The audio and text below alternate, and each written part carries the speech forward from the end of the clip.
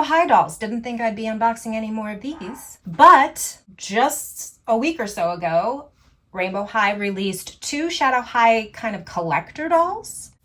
And a while ago, I got my hands on a holiday collector edition Roxy Grand doll for the great low price of $15. The last Rainbow High dolls I unboxed were these, what were they called? Like sparkly leg dolls. Who I wasn't going to buy, but they had such cute detail.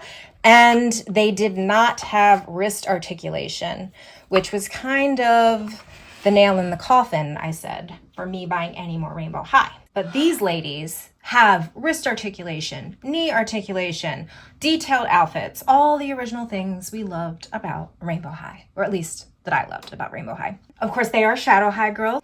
We have Heather Grayson and Shanelle Onyx. For inbox collectors, I wouldn't say this packaging is anything special. I mean, it's fine. Considering they're Shadow High dolls, I'm not sure why there's so much color in the background. I do appreciate that the sides have printed detail that's representing the fabric in their outfits.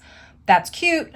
Also, it does say, let your true colors shine at the top, and that was definitely not the Shadow High tagline. Now we're gonna compare Heather and Shanelle to this collector doll. This is the 2022 Rainbow High Holiday Collector Doll Roxy Grand. She was not released in any other iteration. This was the only release of a Roxy doll, and she originally retailed for $59.99. Again, I got her on sale for around $15 a few months ago. This packaging is interesting because it's in a lot of different languages. Here's the back of the packaging. Now, obviously, the packaging is pretty deluxe, but I don't really want my doll to cost so much just because of the packaging. I believe some of the cost was attributed to this feature of being able to turn her in the packaging so that you, I guess, don't have to unbox her, as well as the doll stand inside that allows her to turn. But in terms of the difference in the packaging quality and style, this really isn't going to affect my purchasing as much as it would affect other doll collectors who want to keep all their dolls in box. Okay, here they all are out of their packaging, and I love the details on all of them, really. But just a reminder, let's talk about price point. So these 2 new Shadow High collector dolls were retailing for $32. And the collector doll on the right, Roxy Grand, originally retailed for around $59.99, almost $60. They all came with combs. They all came wearing one outfit. But only Roxy came with the doll stand, a very next level kind of doll stand. So here's Roxy's comb. It's like this gray glitter. It says rainbow in the plastic. This is the Insane doll stand. It has a removable top piece. This was securing it in the top of the box. I'm going to take her off this doll stand. So this is the doll stand, which I'm sure some of you have seen before. If you have this doll, it has the waist brace. It has the saddle stand part. It has leg braces that go around the calves. And then it has this piece so you can turn her in her stand. I mean, it's a lot. It's just a lot.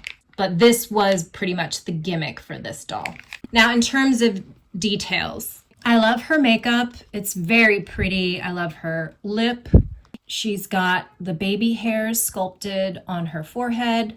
I forgot the other reason I hadn't bought her is not just because of the price initially, but also she has a lot of tinsel in her hair. I do try to avoid dolls with tinsel in their hair. It has come out of the packaging in quite a bit of disarray, but it is a pretty style. The high pony, I think we've done that a lot in Rainbow High though. She has some nice big earrings. She has a necklace.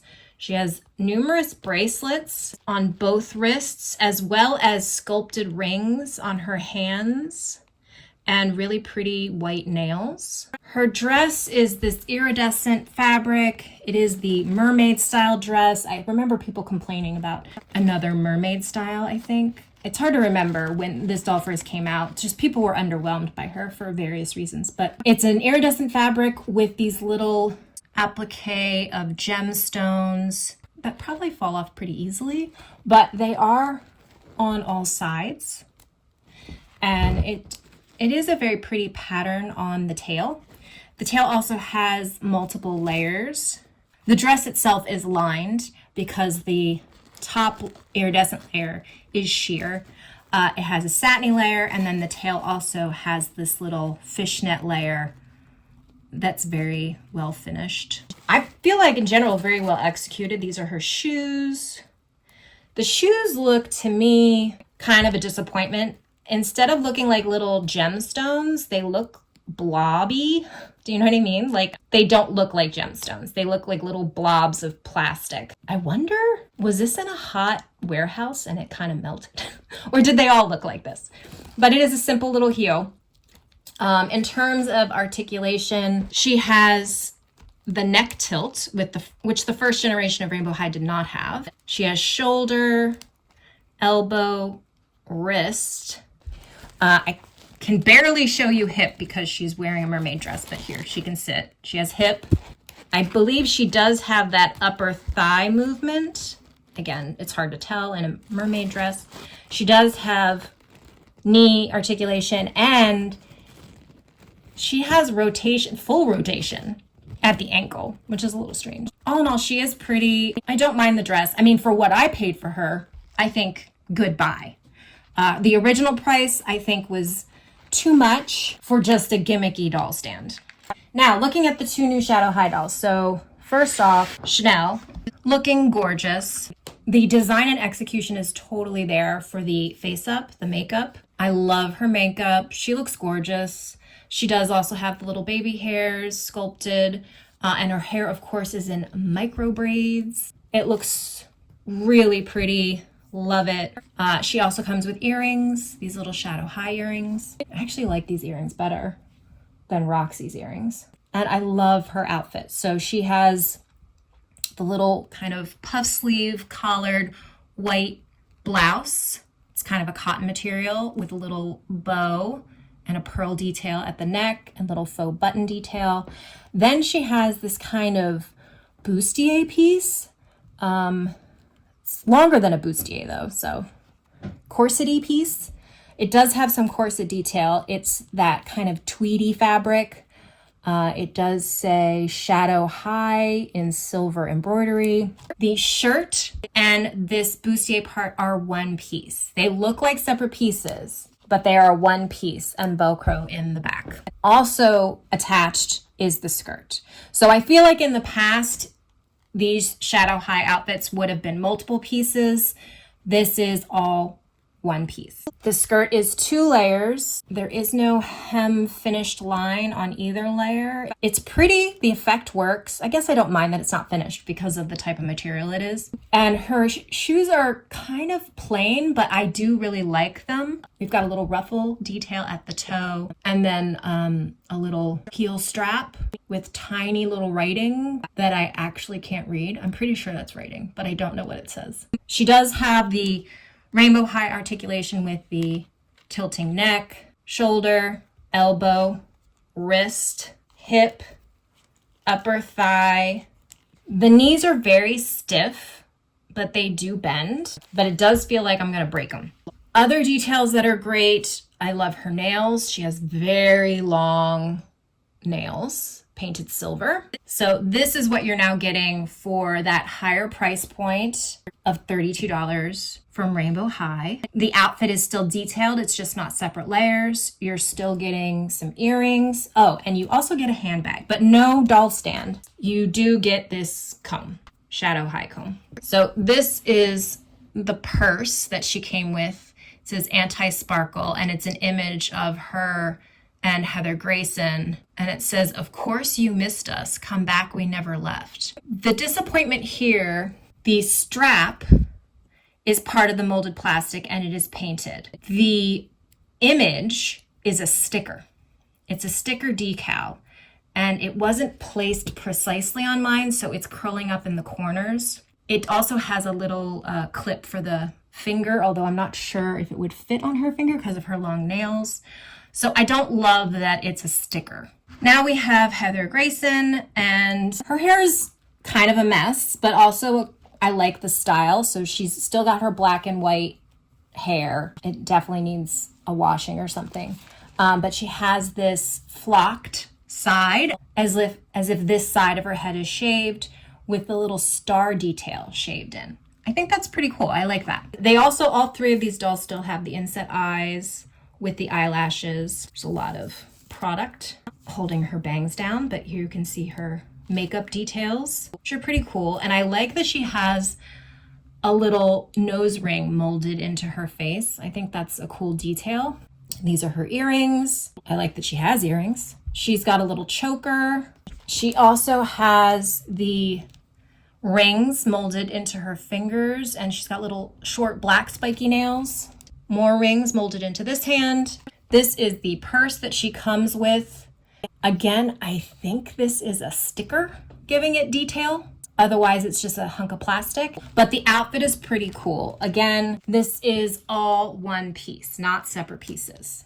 It definitely is inspired by her previous outfit. So, to an extent, is Shanelle's, but Heather seems to have this sporty detail in her skirt that feels like it's inspired by either Nicole Steele or Coco Vanderbilt's previous outfits. But you do see them incorporating Heather's signature like snakeskin pattern. Then we have these pieces and this long skirt in the back.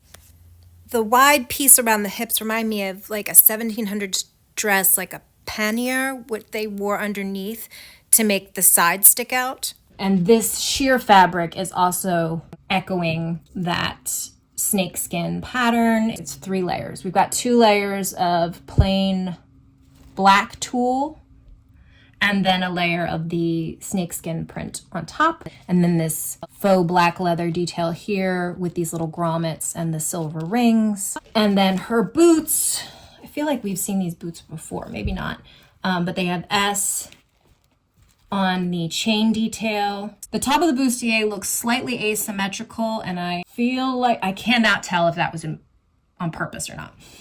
But overall, I like the effect of the whole outfit and the whole look. Oh, I forgot there is also this little belt with buckle detail that's just hanging here. It's interesting contrast between this almost athletic looking skirt with everything else. So here we have original Shanelle and this new special edition Shanelle. I think they actually have the same face sculpt, but the eye makeup is so drastically different that it makes it look like they have different eye shapes. And of course, original Shanelle's outfit is multiple pieces, and she even came with a second outfit. And here we have original Heather and the new Heather. And while they have the same face shape, I think what makes them look really distinct is the white eyeliner around the original's waterline.